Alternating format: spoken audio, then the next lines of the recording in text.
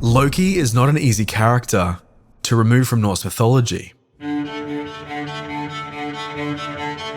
When it comes to the storytelling devices of the 9th and 10th century Vikings, Loki was a primary one, as the god of mischief's lust for conflict was often used as the tool to shake up the natural order of things. Loki's actions were responsible for the feuds and even deaths of many gods and giants, creation of the cosmos' greatest monsters, and is seen leading the charge against the gods of Asgard during the final battle at the end of everything, Ragnarok. The etymology of his name points to the Germanic word lok, which denoted things to do with loops, like knots or locks. He is the character that tangles plots and complicates relationships. Renowned master of Norse myths, Kevin Crossley-Holland, writes that without the exciting, unstable, flawed figure of Loki, there could be no change in the fixed order of things, no quickening pulse, and no Ragnarok. Loki is the catalyst for change in Norse mythology, and so any attempt to remove him from the stories would require an enormous amount of rerouting of the events to cover up the holes left in his absence. And yet, this is exactly what the writing team over at Santa Monica Studios have managed to achieve in their original Norse-based adventure colossus, God of War. Look at that! It's Thor! Thor, god of thunder. That's right.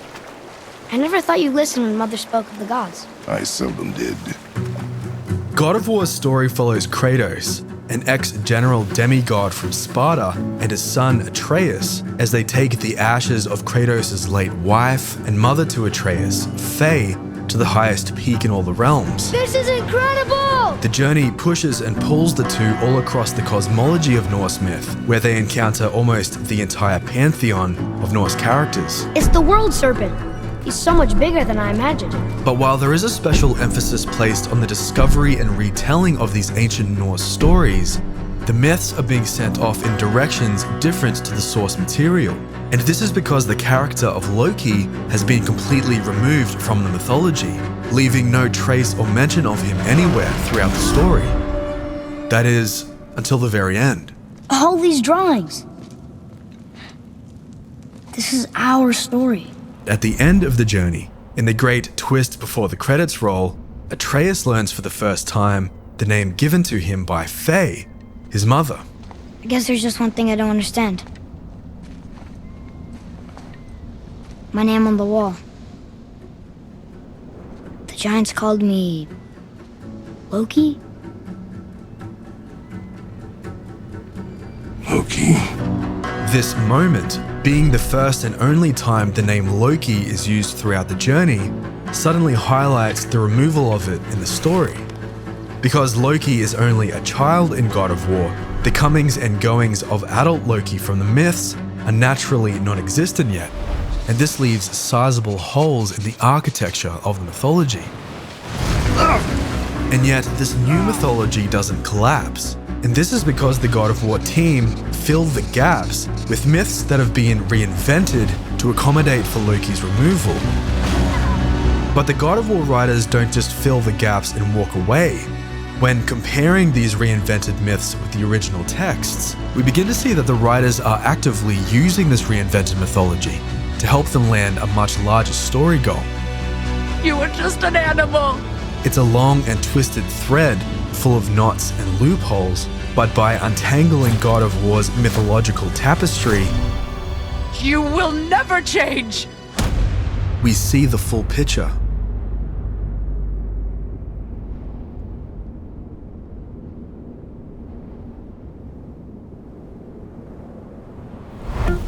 Norse myth already has a complicated history, as almost everything we know about it comes down to only these two manuscripts, the Eddas, namely the Poetic Edda and the Prose Edda.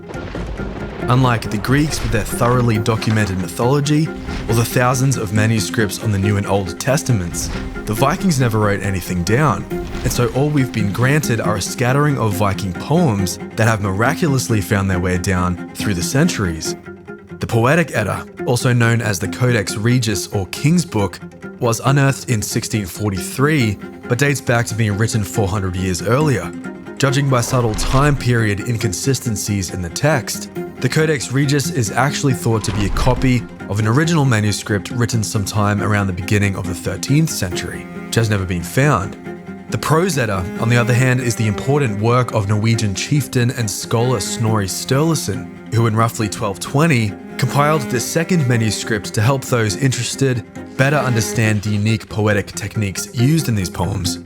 In his book, The Viking Spirit, independent scholar Daniel McCoy writes that, like any other scholar, Snorri was all too human, sometimes misinterpreting sources and filling gaps in the narrative with his own imagination. This was done in the groping attempt to make the Norse beliefs seem closer to those of Christianity, which at that point was the local religion after the Christianization of Europe began 2 centuries earlier, resulting in heavy debate over the storytelling purity of the texts.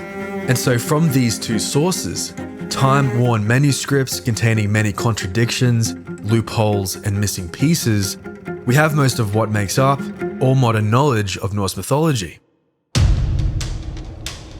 The God of War team do a good job at honoring the pieces that do exist from the incomplete Norse myth jigsaw, but this isn't to say that these pieces aren't rearranged to serve the narrative goals of their story, which is to ultimately provide a world that encourages transformation for the protagonists. Stop it! Again! You are clearly not ready. Both Kratos and Atreus are broken characters at the start of the story. What are you doing?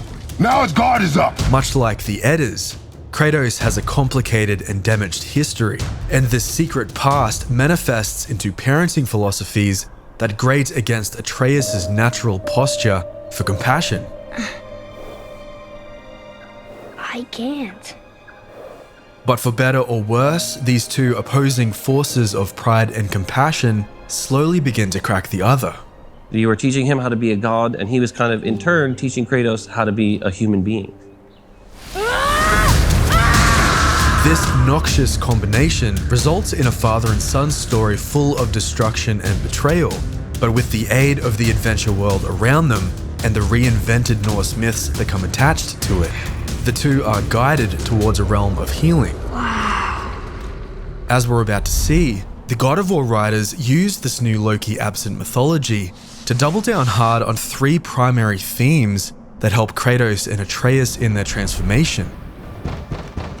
Come on out! But the force helping to push this transformation along is the altered story arc of God of War's antagonist, Balder. I thought you'd be bigger. But you're definitely the one. Long way from home, aren't you? Balder, thanks to Loki, is supposed to be dead. This legend starts in a poem called Voluspa in the Poetic Edda, is fleshed out more in Balder's dreams, and given even more detail in the Prose Edda's The Death of Balder.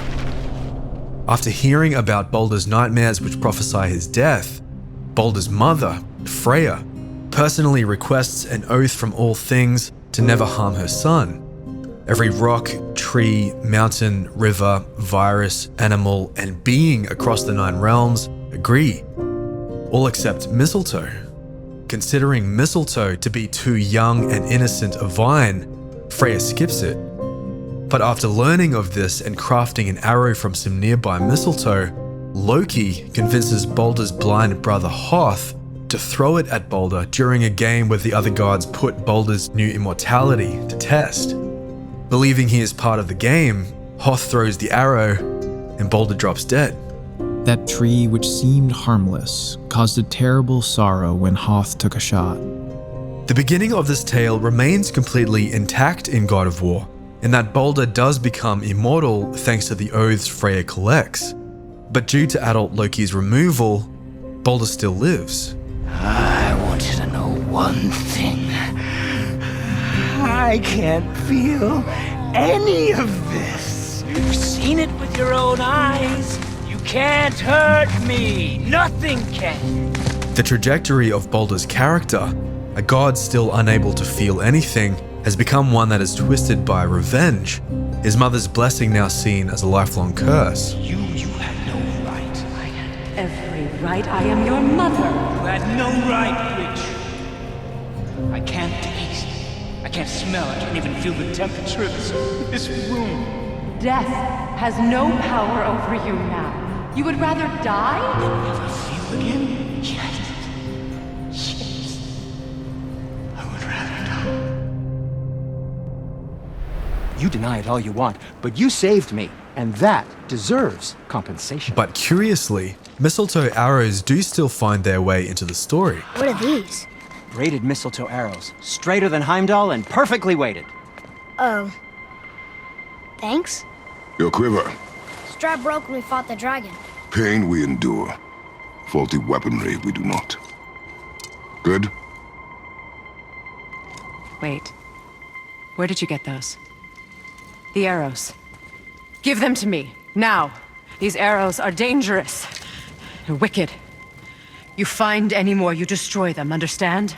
Freya herself hints towards this mistletoe secret, but in an interesting twist of events, it is still Loki in a mistletoe arrow that is responsible for Baldur's demise. No! No! Atreus! What is that?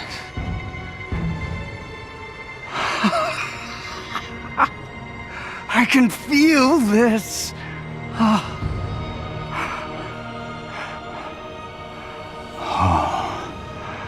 can feel everything.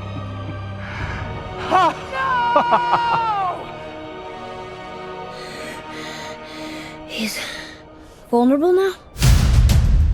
By repositioning this mistletoe arrow event, Baldur and Freya's relationship is given a chance to play out, and the exploration of these relationships is the first reason for the reinvention of the myths. In order to spark change in Kratos and Atreus, the Santa Monica team surround them with a community of different relationships to learn from. The curious part though is that it's a community of broken relationships. Guess I shouldn't be surprised. I did the same thing to my dad when I was his age. He killed his own father? From fathers, mothers, brothers, and sons, every single supporting character suffers from a family matter. Oh, I can tell you a thing or two about family matters. The two dwarf brothers, Brock and Sindri, are caught in a feud. These two characters are from a chapter in the Prose Edda, which involves Loki and the dwarf brothers in a contest to see who can design the greatest Asgard treasures. This includes Thor's hammer, Mjolnir, which makes an appearance right at the end of the story, and Freya's boar with golden whiskers, which makes an appearance when the two meet her in the forest. The last of his kind in all the realm, and you shoot him. While always seen working together in the Eddas, the dwarf brothers are navigating a damaged relationship in God of War after, according to a deciphered God of War cloth map, each forgot the location of an important treasure, which is an addition to the material.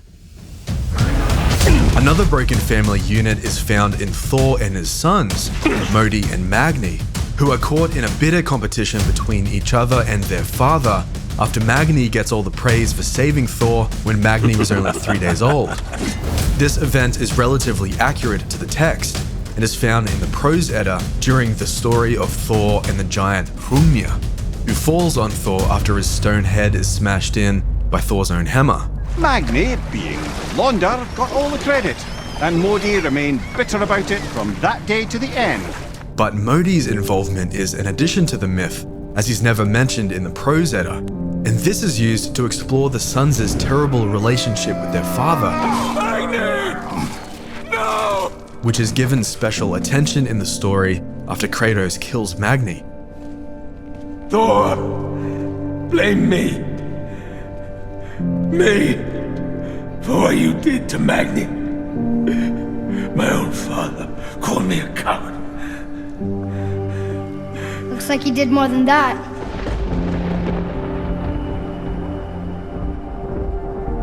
For Kratos, all of these broken family events are designed to help him find his true north when it comes to being both a decent parent and a human being.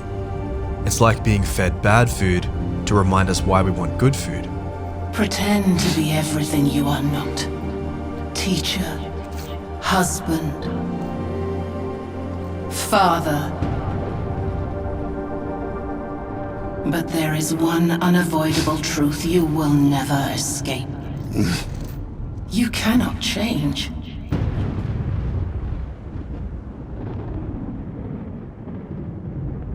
I I know you're a god.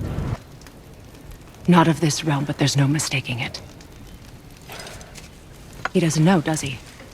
About your true nature, or his own? The lie that Kratos believes is that controlling the truth is a strength.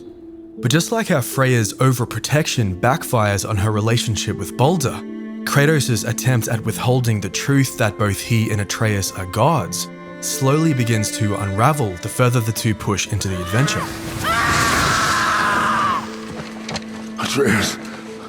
Kratos' withholding of the truth begins to bleed into the physical world, becoming a poison that infects Atreus from the inside out. What is happening to him? I've seen in mortals that some conflict of the mind expresses itself as an ailment of the body. Never in a god, but a god believing himself mortal.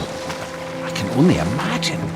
At this point, Kratos is faced with his first real emotional trial, as he comes face to face with the realization that the only way to save his son is by letting the truth free. I can break the fever, but to heal... He must know the truth of what he is. Yes. It is not so simple. The second theme in God of War is one that hangs like a cloud over Kratos' battle with the truth. And again, the writers used Loki's removal to summon this theme up to the surface for everyone to see. It's Skadi. Mother liked her. The great huntress. The best example of this is the story Mimir retells regarding the shape-shifting giant Thiazi and his daughter Skadi. According to the Prose Edda, Loki was blackmailed by Thiazi in his eagle form into bringing him the goddess Ithune and her apples of youth. But through Loki's trickery, leads Thiazi into Asgard, where he's killed by the gods with fire. The holy gods soon built the fire. They shaved off kindlings and the giant was scorched. Seeking revenge for her father's death, Skadi storms into Asgard. But as a sign of goodwill, Odin grants her 2 wishes before placing the eyes of her father in the heavens to shine like stars until Ragnarok. But without adult Loki in existence, this event in God of War plays out very differently. After Odin's marriage proposal to Skadi is refused, he tricks her into killing an eagle rumored to be hunting for Ithune and her apples. Excited to prove her incredible hunting abilities, Skadi finds and shoots the eagle. When she collected her quarry, she found no eagle at all. But her own father, poor Thiazi, slain by his own daughter. This reinvention is used to drive home the second theme that cycles around again and again. Not just in this God of War story, but in the entire series of stories. A child who kills their parent. The cycle ends here. This theme plays directly into Kratos' complicated history of killing his own father Zeus, which is replayed later in a vision for both protagonists as a reminder of the decisions Kratos is trying to leave behind. Come on, we gotta go! You saw. This family cycle of betrayal, also known as the cycle of patricide, is a family curse that passes down from father to son, beginning all the way back at Kratos' grandfather, Kronos, who, according to Greek mythology, betrayed his own father, Uranus, who then cursed his entire family line to follow in the same fate. She was overcome with grief and shame, for there is nothing nature so reviles as a child who kills their parent. Kratos comes from a history where compassion is seen as a weakness, and this is why he rejects Atreus.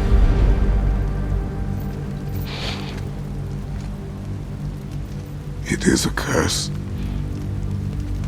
The boy has been cursed. But ultimately, Kratos withholds the truth about his history in the vain hope that it will help reroute his fate.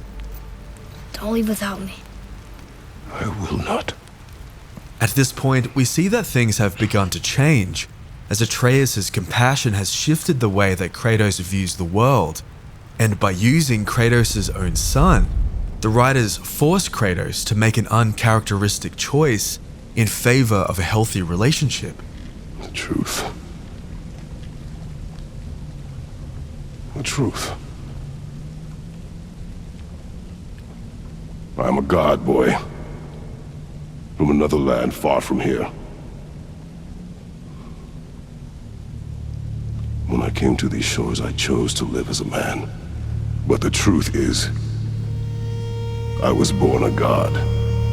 And so were you. But it's here, at the storytelling junction point that the writers flip the roles of the characters. I think I'm gonna like being a god. Kratos is beginning to let go of control, right as Atreus begins to weaponize the truth about his godhood. I can tell you a thing or two about family matters. Let me guess. Your brother isn't as talented as you, and his work is junk. Those things are accurate. Your point? It's all you ever talk about, over and over. Do something about it or shut up already. We're sick of hearing about little people's little problems. Why did you speak to the dwarf like that? He should know the truth, even if it hurts. It was needless and unkind. Truth is more important than kindness. This line of truth being more important than kindness sums up the struggle that begins to boil between the two protagonists as Atreus begins to place his godhood status above others. But the way the writers guide both Kratos and Atreus through this fog of morality is by telling stories about two other important yet invisible characters whose deeds are the subject of much discussion throughout the adventure. Tyr, the god of war from Norse mythology, and the vicious Allfather, Odin. Odin's ways are subtle and his purposes are... Enough about Odin and his whole stupid family. These two characters are used to establish the moral compass for the story, a very clear north and south polarization of how to use godhood, which is a storytelling philosophy foreign to the mythos, as the Vikings' pantheon is more or less an amoral one. But the fancy footwork of the writers can't be overstated here, as while Odin and Tyr's legacies also haven't escaped the ripple effect of Loki's removal, the point of their rerouting traces back to the same single detail the writers change in the mythology, a detail that, while not involving Loki directly, involves the grisly world of Loki's children.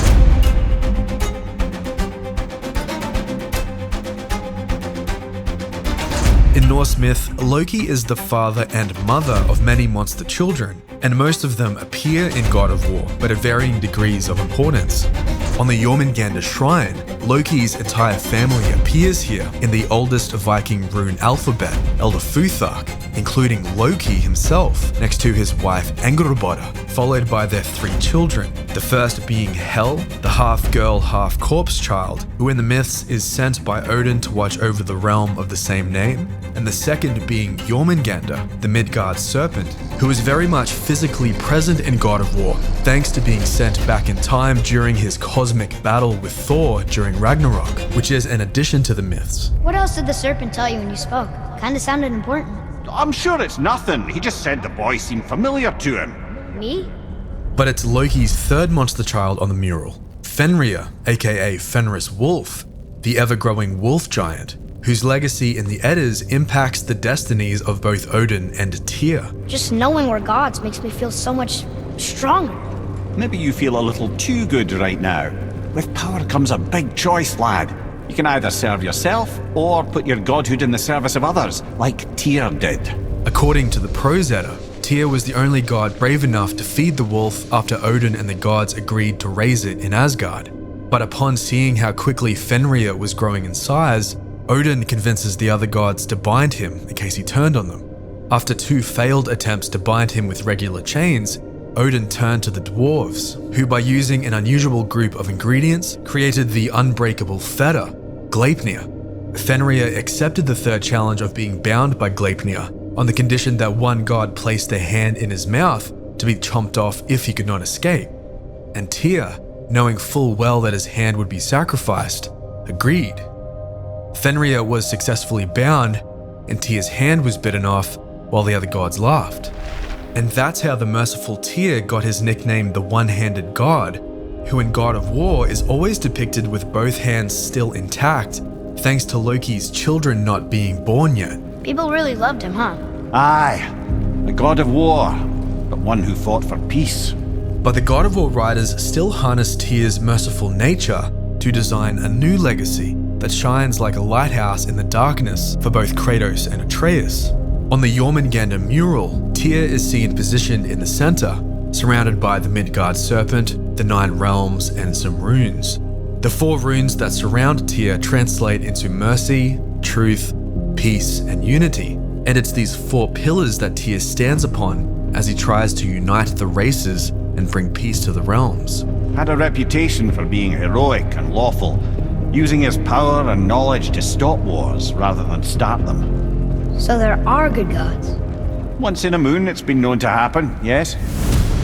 But the reverse polarity of Tyr's open-handed nature is the controlling path of the Allfather Odin. Much like Kratos, Odin is a character trapped inside his own grisly cycles of fate, and while only ever seen as a figure riding one of Loki's other monster children, the 8-legged horse Sleipnir, Odin's foreboding presence can be felt all throughout the journey as he leaves behind trails of destruction and death on his search for ways to reroute his fate. Fate's a tricky thing, lad. And Odin's just arrogant enough to think he can get the best of it. Fate is another lie told by the gods. Nothing is written that cannot be unwritten. On that, brother, you and the Allfather may just agree. Odin attempting to change his fate is consistent with the Eddas, as the prophecies predict that it will be Fenris Wolf who brings forth Odin's ultimate doom during Ragnarok, whose role has now been replaced by the Giants in the wake of his removal. He's convinced the Giants hold the key to changing his fate when Ragnarok comes. They are the Aesir's oldest enemies, after all, and it's their army that's supposed to do him in the end. On the Jormungandr shrine, fate is predestined is spoken over all these events, and it's this idea of an unchangeable destiny that pushes Odin to use his godhood for ill, exploiting Tyr's truthful nature into gaining access to the Giants, whose entire race is then wiped out at the hands of Thor and his hammer. But of course, the idea is control. Control of the future, control of his fate. He'd control every realm of every land in every world if he could. Every potential pocket of resistance, he seeks to eliminate. He should pay for what he said about Mother. I said no. But we're gods. We can do whatever we want. What are you doing? This is a much better knife than Mother's. From Odin and Tyr, Modi and Magni, Brock and Sindri and Balder and Freya, everyone's reinvented legacies are all used as projections of what the future can look like, depending on the decisions Kratos makes here in the present. In fact, God of War's entire reinvented mythological world, from all of its broken relationships, cycles of destruction, and stories about control, is a world designed to constantly remind Kratos of the world he comes from, and to ultimately be a world that Kratos must reject in order to be truly free from his past. Nobody cared about him anyways. What's the difference? There are consequences to killing a god! Why? How do you know? How do you know? Watch your tone, boy. Whatever. But in order to rise above it, Kratos must look his history directly in the face. Brother, look out! And this has been the role Atreus has taken on from the very beginning, in perhaps God of War's greatest reinvention of all. While the absence of Loki is used to guide Kratos to the precipice of true inner transformation, in the end, the push that sends him over the edge is the presence of Loki through Atreus. No! You broke the gate! That was our only way to Jotunheim! Without the exciting, unstable, flawed figure of Loki, there could be no change in the fixed order of things. Let go! Calm down, boy. You are not ready for this. I am ready! Boy,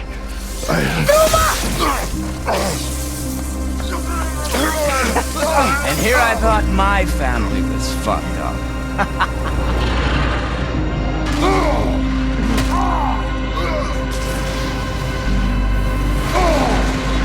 Balder! No! What did you do?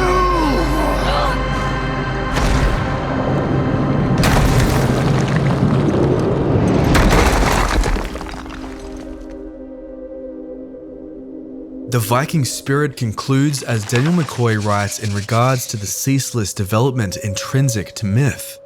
The best way to stay true to the Norse myths and religion is to continue to reinvent them for one's own time and place.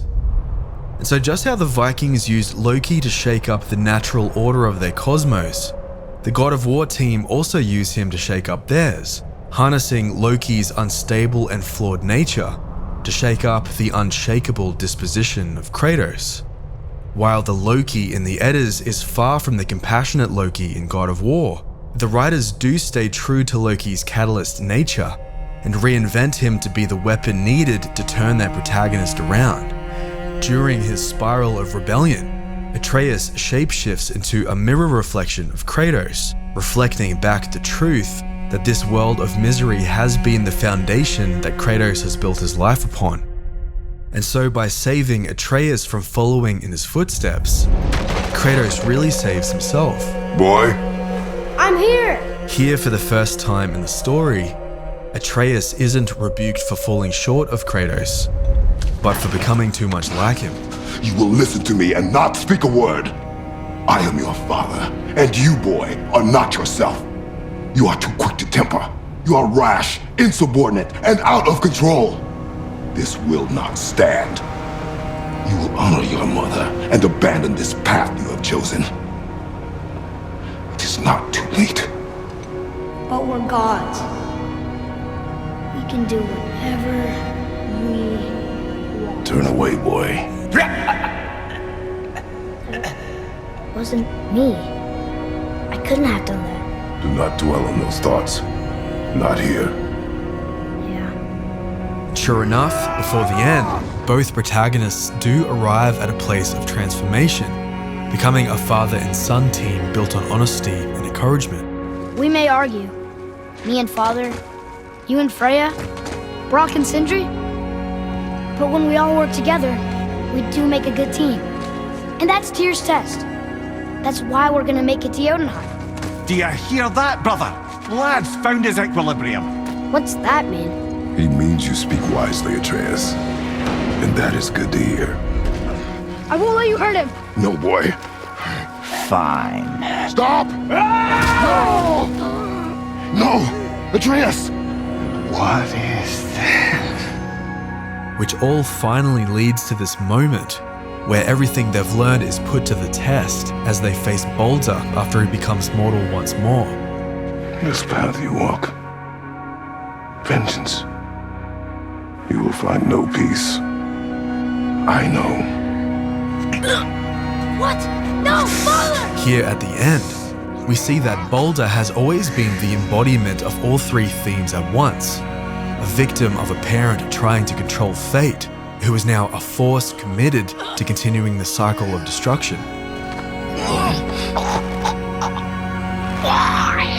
Why do you even care? You could have walked away. The cycle ends here. You must be better than this.